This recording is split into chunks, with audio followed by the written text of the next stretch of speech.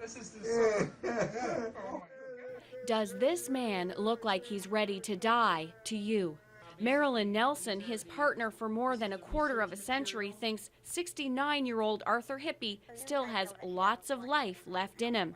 But she says the Rouge Valley health system thinks it's time for Arthur to die.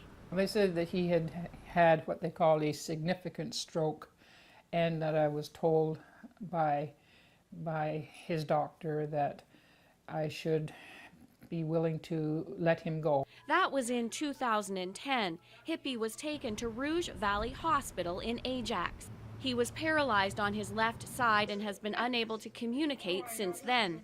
The hospital assessment says he, quote, falls within the end-of-life palliative range and will not improve. As part of his care plan, they began giving him the powerful antipsychotic drug Haldol to control aggression. Nelson questioned that treatment plan and his prognosis. She says that's when the hospital and its staff turned on her. I was told that things would be done their way and not mine. And I just said, well, as power of attorney, isn't it my responsibility, isn't it my duty to try to be an advocate for Arthur? So she asked for a second opinion from a neurologist within the Rouge Valley health system. Told her of my concern, and she said, Arthur does not need to die. He needs two things. He simply needs speech therapy, and he needs intensive physiotherapy. And I talked to the hospital about that, and to make a long story short, after 3 years, he's been given nothing. Other experts who were consulted on this case say the use of Haldol is actually harming the patient. Does appear to increase the risk of stroke and cardiovascular events. But what I would be particularly concerned about is causing problems with swallowing, which is already a problem for somebody who's had a stroke. And then if the swallowing is impaired, then there's a risk of aspiration and aspiration pneumonia. And the evidence would suggest that it does increase mortality.